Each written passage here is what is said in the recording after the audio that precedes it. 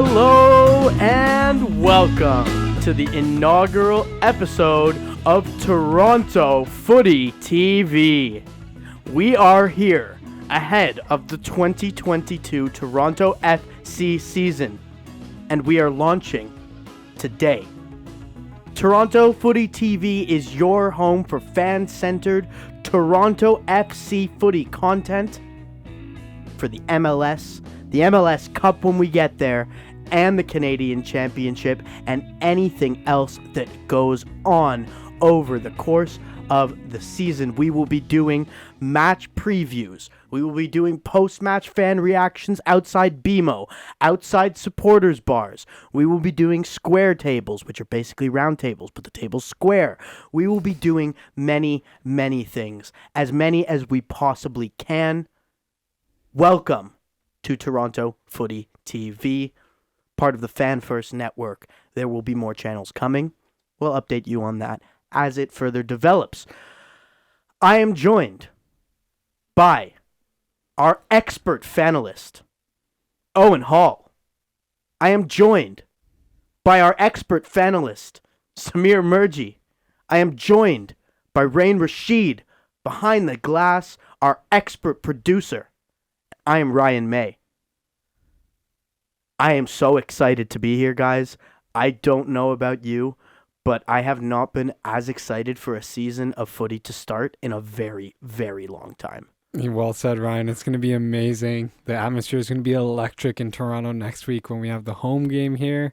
But even this weekend, I'm sure a lot of fans are excited to tune in. A lot of people have their eyes on this team this season, of course, awaiting the arrival of Insigne to come in a few months. So I'm elated. It's going to be amazing. Owen, how are you feeling? I'm feeling very excited as well. There are a lot of questions I have about this team that will be answered in a short period of time. Oh, yeah. Holes have been filled. Some deadwood has been lifted. Yep. I'm very you can happy. Say that again. Yeah, I'm very happy to start this season. Some holes have been filled. Yeah. Okay, so we're going to start by discussing the elephant in the room of every Toronto FC fan at the moment. There is a player that currently stars as the captain of Napoli. This player just recently won the Euros. LORENZO INSIGNE is going to be a Toronto FC player on July 1st. I cannot believe I am saying those words. How much does this mean for the MLS?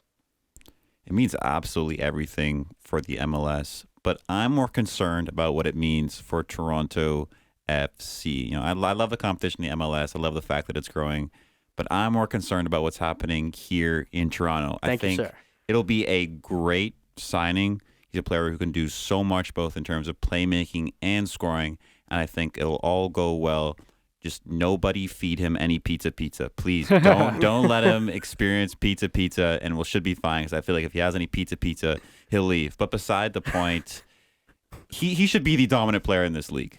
Yeah. Like, absolutely no question. And the MLS has kind of gone away from those retirement league signings in the past few years. We're not seeing those Gerrards, Lampards, Pirlos, and I think that experiment has kind of gone away because those teams were not winning MLS Cups. They got a lot of attention from those signings. I talked to David Villa, Pirlo, all those guys. Ibra had a decent impact for the LA Galaxy, but none of those teams were winning MLS Cups. LORENZO INSIGNE is still in the later part of his prime, and for the next couple of years or so, that should be absolutely insane to watch. Yeah, insane. You hit that right on the head. Like, he's still at the top of his powers. Yeah, he's getting to the end of his prime, but he's still at the top of his powers. I mean, he scored 2 goals in the Euros over the summer, helping lead his team to winning the whole thing. That's crazy. And not only that, so far for Napoli this season, I mean, he's playing well, right? In 20 matches, he has 6 goals and 5 assists. That's in one of the best leagues in the world. We're talking the Serie A, which is literally a top 3 league in the world. And now we're going to have LORENZO INSIGNE, who stars in that league, has been starring in that league, come over to Toronto and play for us. It's just outstanding. It's going to be amazing. It is following in the trend of beautiful Italians coming to Toronto. Italian stallions, we like to call them over here. And I think this one might just be a bloody bit bigger of a deal than anything that has ever happened to Toronto before. It shows intent. It shows so much desire to be the best team in the MLS and to be the premier entity of footy in North America. Yeah, you mentioned intent, and I think the intent to win is so important because I think a lot of Toronto FC fans felt that this team was kind of squandering a bit, especially in the last season or so. And we all know that MLSE has the resources to invest in this club.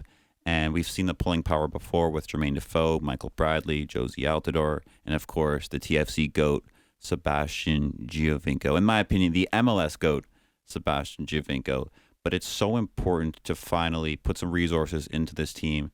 And the way they've handled it is pretty good. And I'm sure we'll get to him, but the fact that they've gone out and signed Domenico Crescito as well to help Insigne with that transition proves that this isn't going to be a Jermaine Defoe situation where he sort of comes here, feels it out, and then dips after 1 year and goes back home. I don't think Insigne's going back to Italy, at least for a little bit. And the fact that there's finally some direction this club is going in, and the fact that they've released a few players that have been holding the club back, which I'm sure we'll get to as well, also shines just as much intent as it does signing a big star like Lorenzo Insigne, who we've seen perform on the biggest stage. And you mentioned 6 goals, 5 assists, a great return, but he's a player that's more than his stats. Yeah. He has a massive impact on the game, like I mentioned, both in terms of playmaking and goal scoring. And we'll see that, but I think the numbers will also be crazy in MLS as well. It's going to be complete domination. MLS defenders are not going to know what to do. Yep. It's going to be a really difficult time. Toronto fans, please get excited because it is not often that your team may have the best player in the history of the league. Yeah. That is not something to be taken lightly. And it is going to be one hell of a season. Now, Lorenzo Insigne out the way. We'll get on to him a bit later. We're going to come back to him, of course. But there is about a half season to be played prior to that. And before we get into what's going to happen in that first half season that looks significantly less promising than the second half season that we're going to witness, I'm going to run you through all of the ins and outs TFC made so far this offseason. So, coming in, we have Shane O'Neill from the Seattle Sounders, defender. Luca Petrasso, defender, coming up from Toronto FC 2. DeAndre Kerr from Syracuse, forward. Greg Ranjit Singh, and this is one possibly to look out for, a goalkeeper. We may see him try and take some starts away from Alex Bono. Lucas McNaughton from Pacific FC. Nice to see Toronto dipping into that CPL pool. They're really the first, I didn't expect it, but they're the first team in the MLS to sort of make that plunge, and they've got a few guys coming over, and it should be very interesting.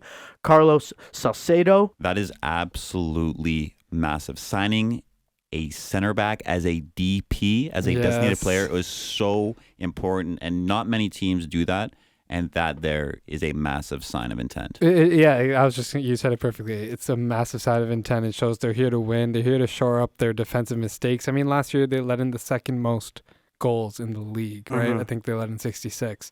So it's been quite a bad defensive in recent years. I know the defense was aging. We're thinned out now. The sign of intent is right there. Cough, Omar Gonzalez. I'm sure we'll get to that. But you can continue, Ryan. Anytime you can add a Mexican international player to your team, you do it, and there's not really too much more to say about that. It's an outstanding signing. Jesus Jimenez coming in, also a forward. Caden Chung coming from Pacific FC, another Canadian, and of course Lorenzo Insigne from Napoli. He will not be here until July 1st. Now, to the outgoings, and this is probably going to be a little more interesting for Toronto fans. Owen is fist bumping. Like, there is so much excitement coming out of this man. So, first person who we will no longer be seeing in a Toronto FC jersey, Justin Morrow. He has retired. That I'm not excited for. I mean, I liked Justin Morrow. Yeah, Justin Morrow has been a great servant for the club. He's been one of the first names on the team sheet for more than half a decade now. Was on the championship-winning team. Actually scored a hat trick as a left back. Yep. Very few have done that. Which just proves how good he is on both sides of the ball. And sad to see him go, but his time, obviously. Yeah. So next player, Kevin Silva. Toronto declined his option. He's off to Pittsburgh. Rocco Romeo, option declined. Omar Gonzalez, option declined. Praise the Lord. But praise the Lord. He is still in the MLS. We get to watch Omar Gonzalez for the New England Revolution. That's fine. I'm more than happy with that. Patrick Mullins, option declined. Julian Dunn, out of contract. He's off to Norway. Nick DeLeon, out of contract. Liam Fraser, out of contract and off to Belgium. That's a big one. It's going to be a big miss for Toronto in the midfield, but onto ideally greener pastures for Liam Fraser. It's an eye towards developing his career to make sure he stays in the men's national team. Yeah, really. That's a big miss. I think it's a shame that Toronto FC couldn't figure things out with Liam Fraser, because we've started to see his quality now for the national team. That ball he played for Jonathan David, oh my goodness, that was so nice. But he's a piece that could have been here for a few years longer. But if it means continuing his development and for him to ball out for the Canadian national team, I'm fine with it. And just to sort of bring up the Canadian national team for a second, we recognize that this is going to be a big time for soccer in Canada, footy in Canada. I'm going to not say soccer. I'm going to get it out of my brain. It's going to go away forever. There's so many new fans coming in from every angle, fans with different level of knowledges of the sport, different level of knowledges of the MLS, and it's going to be a big year for Toronto. In addition to that, we welcome you all. We're going to try and explain some things as best as we can for people who may not have the level of knowledge that they would like to have at this point being a Toronto fan. But we will get you there. Keep tuning in. We will get you there. All right, I'm going to continue down the list. Endo, he has gone to Melbourne City out of contract. Interesting. Erickson Gallardo, he has gone out of contract. And Richie Lareya is off to Nottingham Forest. That is a sad one and a very, very big hole in this side. Yes. Dom Dwyer, FC is going to FC Dallas. He was traded along with the 2022 Super Draft first round pick, 3rd overall. So that was a relatively big get for Toronto as far as developing for the future. That could be a really nice player. TFC legend Marky Delgado. Thank goodness. Marky Delgado is off to LA. Thank goodness. I've been watching TFC games both on television and in person for quite a while now. And Marky Delgado has, he's been a decent servant to the club, but man, this team has been deserving of an upgrade for so long. He survived 3 managers. I don't know how Marky Delgado, he's like a cockroach, man. I don't understand how you survive 3 managers. Was let down the team on a couple occasions, just overall not the quality that was needed. And the thing is, in terms of, leveling up as a club, like I said, a massive part is getting rid of that deadwood. He wasn't even deadwood, too. He was starting games, which is kind of insane to say. Okay, so I'm just going to run you through the last 3 quickly here, and these ones are also relatively big. Jefferson Soteldo, he's off to Tigres in the same deal that brought Carlos Salcedo here. Good old-fashioned trade. Yeah, it's technically not listed as an actual swap, but it was a transfer in, transfer out, same situation. He's off to Mexico. Jozy Altidore has been bought out. He is going to the New England Revolution. He will continue his MLS career. Big ups to Jozy. Thank you for all your service in Toronto. We got to talk about Jozy, man. We got to stop and talk about Jozy. He scored so many big goals. The header against the Impact, a goal to give us a lead in the MLS Cup and finally get our first one. Scored so many big goals for the club. Underrated striker. Came here and really found his home. Especially after struggling over in England. Yeah, I struggled with Sunderland. Actually popped off for AZ Alkmaar in the Eredivisie, but like we said, struggled in Sunderland.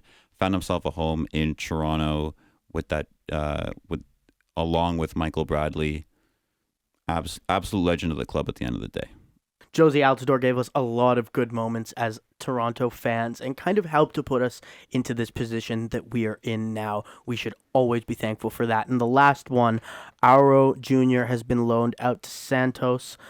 1-year loan with a purchase option, another potentially big miss.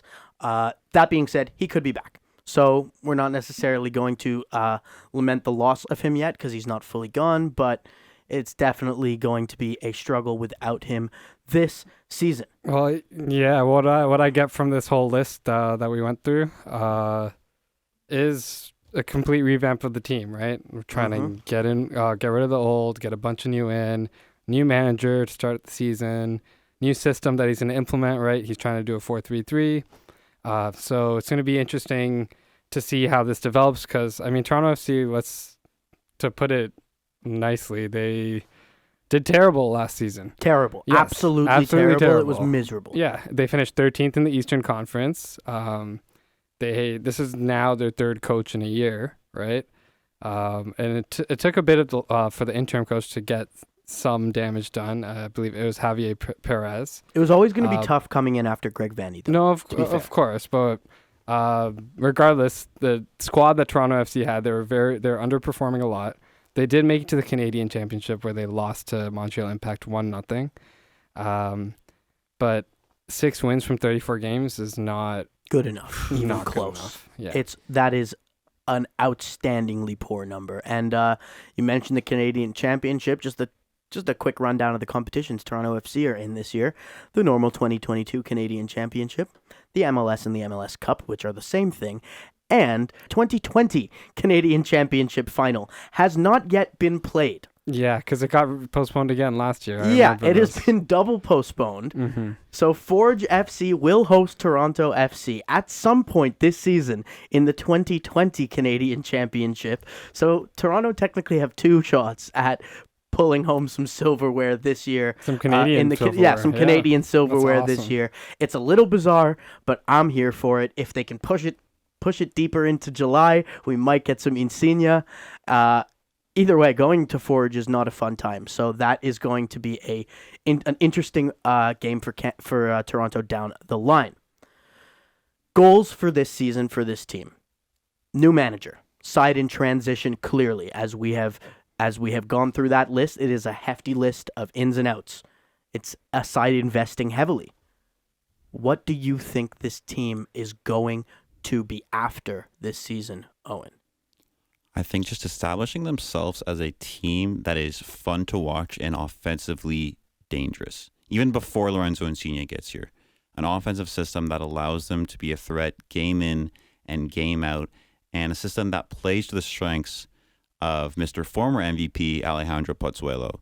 He's a player that we know can dominate in this league. His debut was absolutely sensational. Both Defoe, Giovinco, and Pozuelo both have very, very good debut games. I'm hoping the same for Lorenzo Insigne later on this summer. But I think playing through Alejandro Pozuelo, getting Ralph Priso involved after his injury, and then also getting that partnership between Salcedo and Mavinga, getting them accustomed to each other, because that could be a very good ball-playing center-back partnership that can allow TFC to control games. And, I liked Greg Vanney as a manager, but I also felt that they could have done a better job controlling games based on the talent that they have. And I want to see TFC take games by the scruff of the neck, even if it doesn't mean 3 points every week. I want to see them take games by the scruff of the neck, dominate games, create chances, and take some risks. I want to see this team form an identity this season. They really need to have a consistent way of playing. All the players need to buy into Bob Bradley's system. I know like I mentioned, he wants to set up with the 4-3-3. The fullbacks are expected to push forward. Of course, there's going to be a deep lying number 6. The 2 number 8s will progress the ball. Pozuelo should be in one of those number 8 positions, and you mentioned he needs to return to his MVP form, but I think this might be the perfect situation for him, where he can be in charge of moving the ball forward and being pretty much the key focal point in linking the midfield to the forward.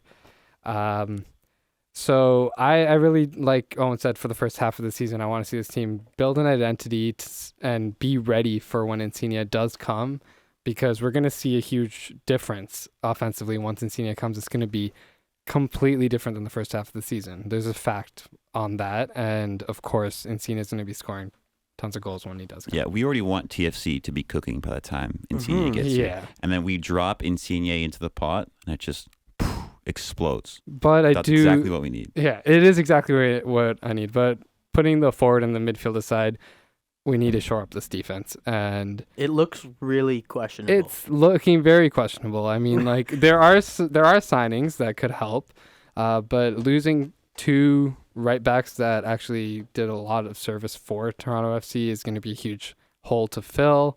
Of course, our left back retired, so right now fullbacks are not looking great, and they're a huge key in Bob Bradley's system. They always have been when he was with LA, when he was with any team he's managed.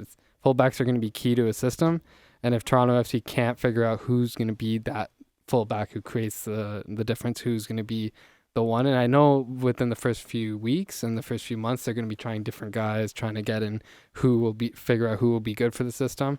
But if we can't figure out a good fullback system for the team, it's going to be hard to play to the strengths of Pozuelo and Insigne when Insigne does come. But don't forget, we did sign Domenico Crescito. We did. Let's not forget. And he'll certainly play a part. I don't know how much time he has left in the tank. But yeah, the fact that we're not entirely sure of this defense, despite Salcedo and Crescito coming in, there's no guarantees. And I've heard from some people who are supporters of the Mexican team that Salcedo isn't the most defensively sound center back. As well. Yeah, and so, but I think that's why it's important that we control games with the ball and make the first move. Yeah, it's going to be really massive having a ball-playing center back in this side. It fits really well into Bob Bradley's style of play. We have to get through the ball through the midfield, and Michael Bradley's there. Osorio's going to be there. There's going to be outlets in the midfield, so if the ball can be played out through the goalie, out through Salcedo, then potentially we'll see them have a better offensive output. I mean, last year was absolutely ridiculous. Evidenced, not in a good way. Not in a good way. No, it was so unfortunate, as evidenced by Pozuelo's 1 goal and 4 assists in the entire season. The previous year, he was the MVP. He had 9 goals and 9 assists. It is imperative that Toronto find their attacking form again. They also have Ayo Akinola. He'll be back from knee surgery, and there's lots. Attacking is clearly not going to be the issue on this team. We talked about it a little bit now. Who's going to replace Richie Lareya? If you had to pick one guy to sit in that position, someone is going to have to fill it. Who's it going to be? That's a massive hole.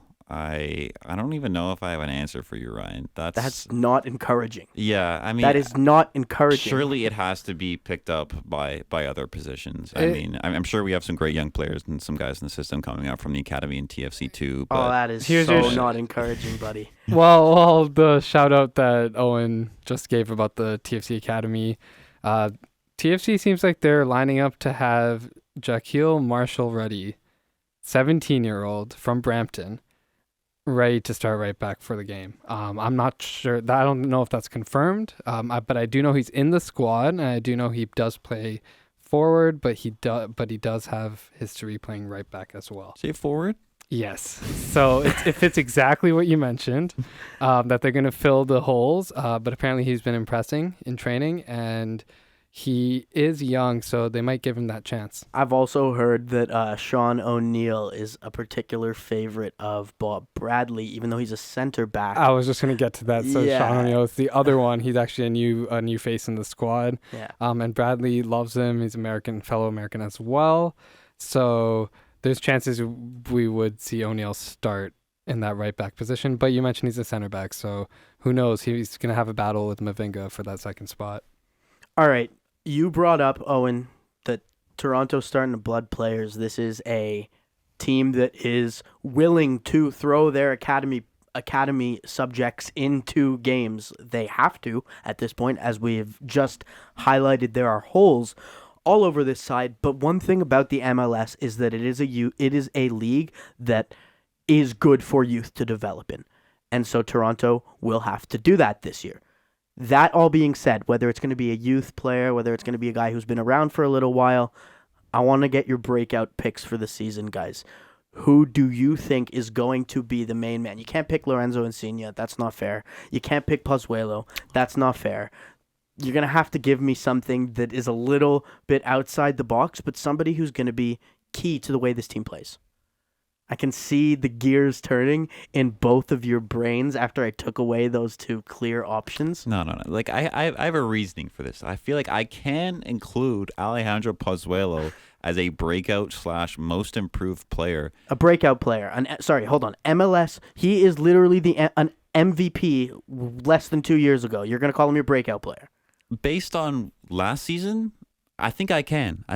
He struggled. He struggled a lot last season, and just knowing his potential and seeing what he did before, I think he has to be. As long as the ball gets played through him, he can create. He should be one of the best players in the MLS, and I think he's looking, in the words of Drake, he's looking for revenge. He's out here looking for revenge, And I think he will be that guy before Insigne gets here, and he still might be that guy once Insigne does get here. So I think them as a tandem, if they're both on the left-hand side, Lord help right-sided defenders in the MLS. Oh my goodness, that's just way too much to deal with, way too much quality. The decision-making from both those guys is just ridiculous. And the fact that we'll have two world-class playmaking options, it's scary hours out here. It's scary. I have two answers for you, Ryan. One's a little bit more I feel it's going to be consistent, as you said, have a bigger imprint on how the team plays and be more important for the team. And that one I believe is going to be Akinola.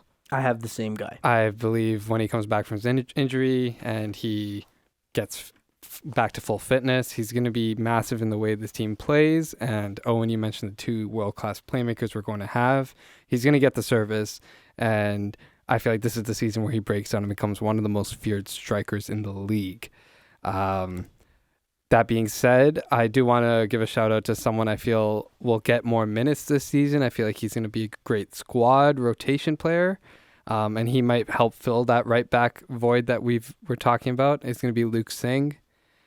He had a very inconsistent season last year. I know he had his ups and downs, but he did have some great showings, including the CONCACAF Champions League win over Club Leon. He played really well there, and he's young still, so I have faith in him to improve and be a great hometown player for the squad. One player that we haven't mentioned in this podcast yet is Jonathan Osorio. We haven't talked about my boy, Jonathan Osorio. I mean, like, I talked about Ralph in that midfield three, and that's definitely a great long-term option. I believe at the end of the day, I think Priso will be a better technical player than Jonathan Osorio, but Jonathan Osorio has played in some big games, scored a big goal against Mexico, and has been pretty consistent in his performances for the Canadian national team while on a break from his club. Yep. And he could be a player that will relish being in a great team again, and like I said, will pop up with some consistent performances, bag some goals, and bang on that drum at the end of the game after 3 points. He fits perfectly in a system like this, and he'll get coverage, of course, with Bradley behind him and Pozuelo beside him. I think he's going to thrive in this number 8 role. I really am excited to see him, and I do believe Toronto FC should start the season with him in that position. For sure. I don't see why they wouldn't with the form he's been in, and it's going to be exciting.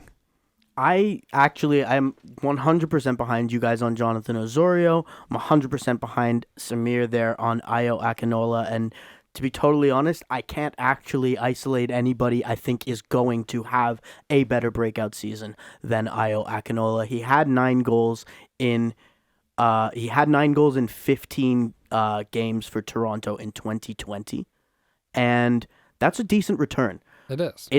It was his sort of coming out party. It wasn't, but he then followed up struggling last year. So as far as breaking out into being an MLS star, it hasn't happened yet, but he's really young. He's still young. He's 22 years old. 22. Yeah. Like he's sitting on the fringes of the Canadian national team and has everything to play for this season. If he can get himself into that side, into the Toronto FC side and scoring, he might find himself pushing for places in the Canadian national team at the World Cup. Everything is on the line for this kid. He looked like an absolute world beater at the MLS's back tournament down in Orlando. He looked like the future of this club. And yes, cooled off a little bit with the injury, but that just proves that that's the kind of form he can be in. And he looks like a great Jozy Altidore replacement in the long term. How's he hold up play? Deadly finisher.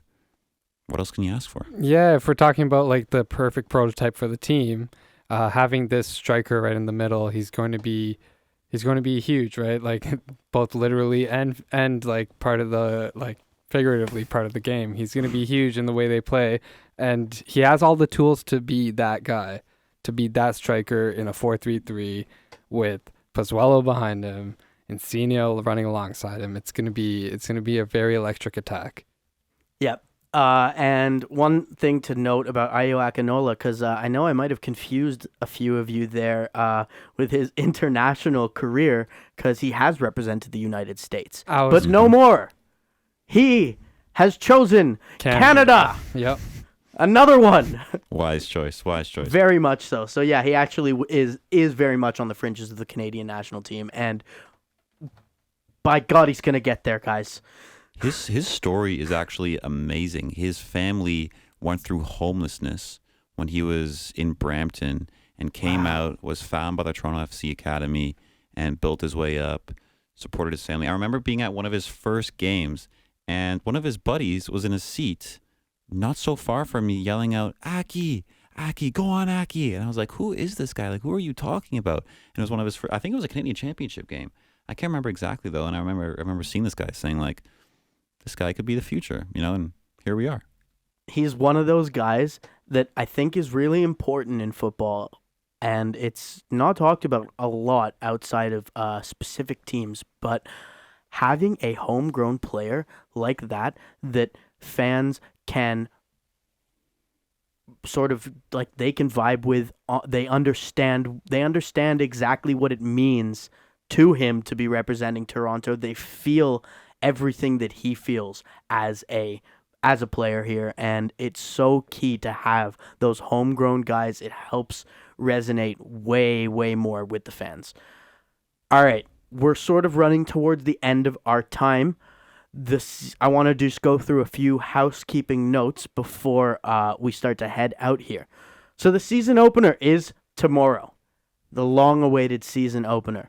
Toronto FC play FC Dallas in Frisco, Texas at Toyota Stadium at 5:30 p.m. If you would like to find places to watch the game with other Toronto FC fans, we will be at one of these two locations filming post-match reactions. Come find us. The Kings in the North supporter bar is Wheat Chief at 667 King Street West in Toronto, and the Red Patch Boys are running their home and away matches at 240 King Street East. That is Betty's. So, this game is going to very much answer so many of these questions that we've had so far today. It's going to give us an idea of what Bob Bradley sees for this team. The preseason has been a little bit stop-start. There hasn't been the exact results they would have been hoping to get. They lost a couple. They won 3. They drew 1. It's preseason. It doesn't mean anything. What is going to be very important is that the Toronto FC fans are there watching on television. Show the big networks like Rogers and Bell that Canadians, and especially Torontonians, care about soccer. Get those viewing numbers up.